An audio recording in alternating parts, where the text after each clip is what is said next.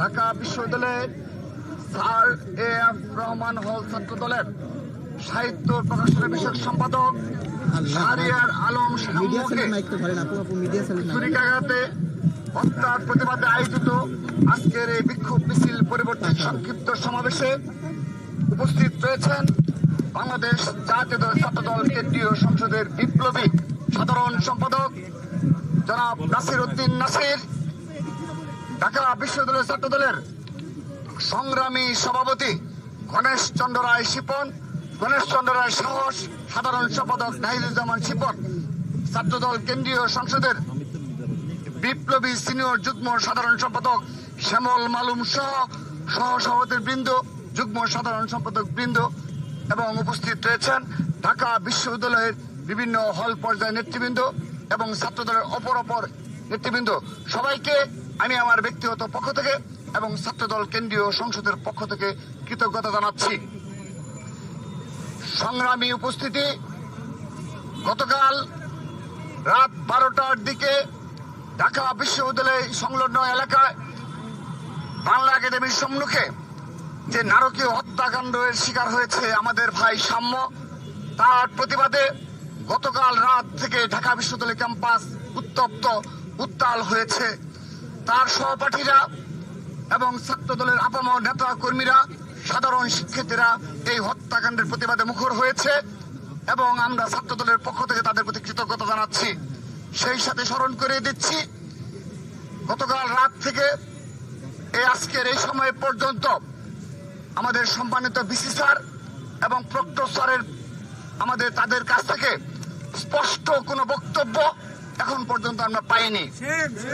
শুধু তাই নয়, এই ঘটনার পূর্বেকার বেশ কিছু অনাকাঙ্ক্ষিত ঘটনা ঘটেছে, ছিনতাইয়ের ঘটনা ঘটেছে ক্যাম্পাসে এবং মাদক সেবীদের দ্বারা আমাদের ছাত্র ছাত্রীরা বিভিন্ন সময় ছিনতাইয়ের শিকার হয়েছে, আক্রান্ত হয়েছে। বিশেষ করে সোহরাওয়ার্দী উদ্যান, এখানে মাদকের সয়লাভ এবং মাদক সেবীদের অভয়ারণ্যে পরিণত হয়েছে।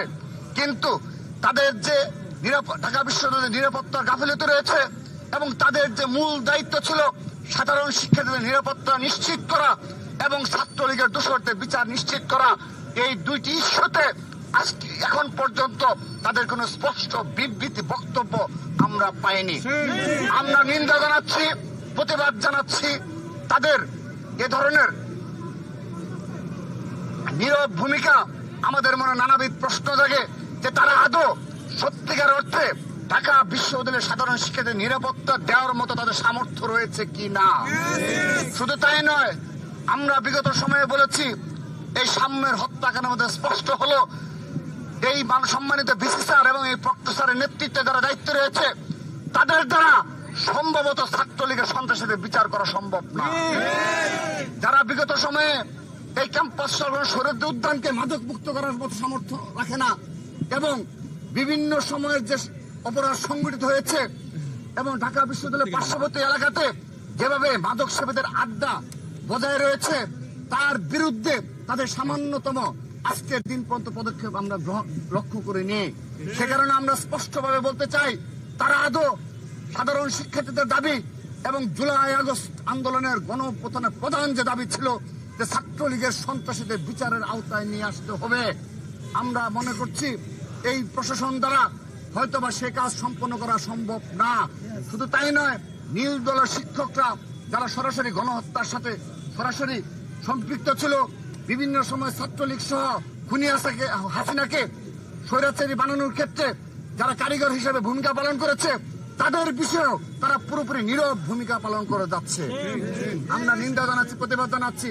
সেই সাথে আজকের এই সংক্ষিপ্ত সমাবেশ থেকে আমি আবারও এত কিছুর পরও আহ্বান জানাচ্ছি, আমাদের ভাই সাম্যকে হারিয়েছি, কিন্তু আগামীতে এ ধরনের কোন অনাকাঙ্ক্ষিত ঘটনায় আমাদের ঢাকা বিশ্ববিদ্যালয়ে একজন শিক্ষার্থী যেন আক্রান্ত যেন না হয়, কোন ছিনতাইয়ের ঘটনা যেন না ঘটে, এবং পুরোপুরি আমাদের ভাই বোনদেরকে নিরাপত্তার চাদরে বেষ্টিত করতে হবে, সেই দাবি জানাচ্ছে বাংলাদেশ জাতীয় ছাত্র দল। সেই সাথে আমরা বলতে চাই, ছাত্রদল প্রশাসনের উপর সেই শুরু থেকে শতভাগ আস্থা রেখে তাদের পদক্ষেপ অনুযায়ী আমরা ঢাকা বিশ্ববিদ্যালয় সহ পুরো বাংলাদেশে ছাত্র রাজনীতি পরিচালনা করেছি। সেজন্য আজকের দিন পর্যন্ত ছাত্রদল দ্বারা কোনো অনাকাঙ্ক্ষিত ঘটনা সংঘটিত হয়নি। উপরন্তু এই রাজধানী ঢাকাতেই আমাদের ভাই ছাত্রদলের পারভেজকে হারালাম, সাম্যকে হারালাম, কিন্তু আমাদের দ্বারা কেউ আজকের দিন পর্যন্ত কোনো ক্ষতিগ্রস্ত হয়নি। আমরা স্পষ্টভাবে বলতে চাই, ছাত্রদল মব কালচারে বিশ্বাসী নয়। সেজন্য গতকাল এই ঘটনা ঘটার পরও আমরা আমাদের নেতাকর্মীদের নিবৃত্ত করেছি এবং আজকের এই সমাবেশ, সংক্ষিপ্ত সমাবেশ থেকে আমি সবার প্রতি আহ্বান জানাচ্ছি, আমরা আন্দোলনের মাধ্যমে আমরা আমাদের দাবি আদায় করব এবং এই সম্মানিত ভিসি স্যার, প্রক্টর স্যারের পদত্যাগের যে দাবি উঠেছে ছাত্র সমাজের মাঝখান থেকে, সেটি অবশ্যই তারা সম্মান দেখিয়ে আশা করছি তারা পদত্যাগ করবেন। কিন্তু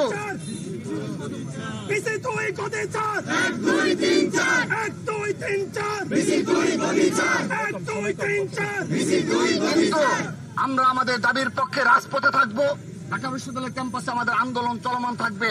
কিন্তু ছাত্র দল স্পষ্টভাবে বলছে, কোনোভাবেই আমাদের কোনো শিক্ষক, সম্মানিত ভিসি স্যার এবং প্রক্টর স্যার সামান্যভাবে অপদস্থ কিংবা অসম্মানিত হয় সেরকম কোনো কর্মকাণ্ড ছাত্রদল উৎসাহিত করে না এবং আমরা তাদেরকে প্রশ্রয় দিচ্ছি না, আমরা তাদেরকে নিবৃত্ত করছি।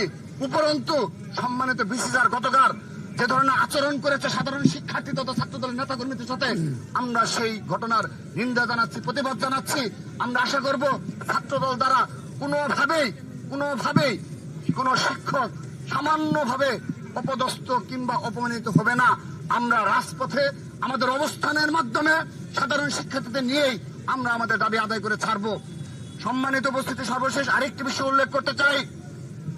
আপনারা দেখেছেন, আমরা আমাদের সাম্যকে হারিয়ে তার সহপাঠীরা, সেই সাধারণ শিক্ষার্থীরা হলে হলে মিছিল হয়েছে এবং আমরা সত্যিকার অর্থে ছাত্র দলের আপামর যারা নেতাকর্মী রয়েছে, স্বাভাবিকভাবেই এই অবস্থায়ও এই 15.5 বছর লড়াই সংগ্রাম করার পরও যদি এই সময়ে আমরা আমাদের ভাইদের হারাই, কি ধরনের হৃদয়ের রক্তক্ষরণ হয় সেটি আমার মনে হয় সাধারণ শিক্ষার্থীরা বুঝতে পারে।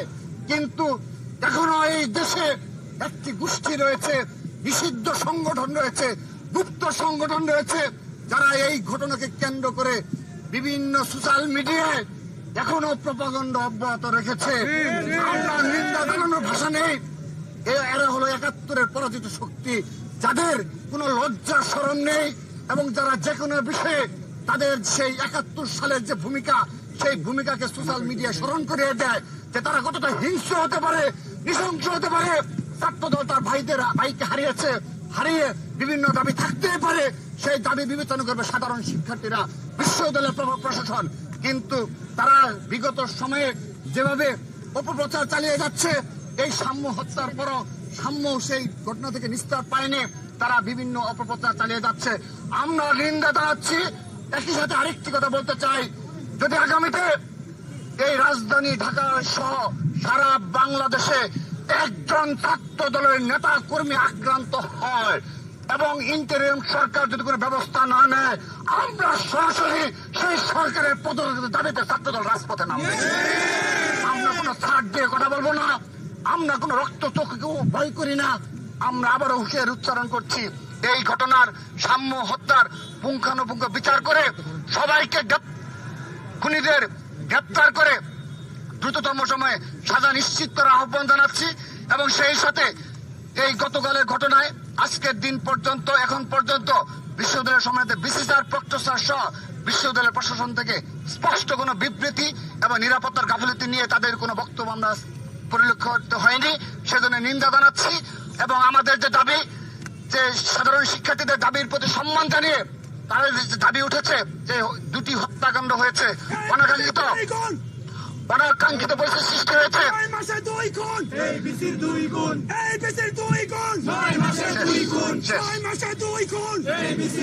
সে কারণে আমরা তার পদত্যাগ দাবি করে আবারও বৃহত্তর কর্মসূচি পরবর্তীতে ঘোষণা করা হবে, সেই আহ্বান জানিয়ে আমরা এখন সবাই একযোগে আমাদের ভাই সাম্যের জানাজা অনুষ্ঠিত হবে কেন্দ্রীয় মসজিদে। সেখানে আমরা সবাই সাম্যের জানাজায় যাবে এবং সুশৃঙ্খল ভাবে এবং তার আত্মার মাগফিরাত কামনায় দোয়ায় অংশগ্রহণ করব, সেই আহ্বান জানিয়ে এবং পরবর্তী কর্মসূচি আমরা ঘোষণা করব। সবাইকে ধন্যবাদ জানিয়ে, বিশেষ করে সাংবাদিকদের অসংখ্য ধন্যবাদ জানিয়ে আজকের মতো বিদায় নিচ্ছি। বাংলাদেশ জিন্দাবাদ, বাংলাদেশ জাতীয়তাবাদী ছাত্র দল জিন্দাবাদ, শহীদ রাষ্ট্রপতি বীর উত্তম অমর হোক, মা মাটি ও মানুষের নেত্রী এবং খালেদা জিন্দাবাদ, বাংলাদেশের অহংকার ছাত্র দলের সাংগঠনিক জনাব তারেক রহমান জিন্দাবাদ জিন্দাবাদ। সবাই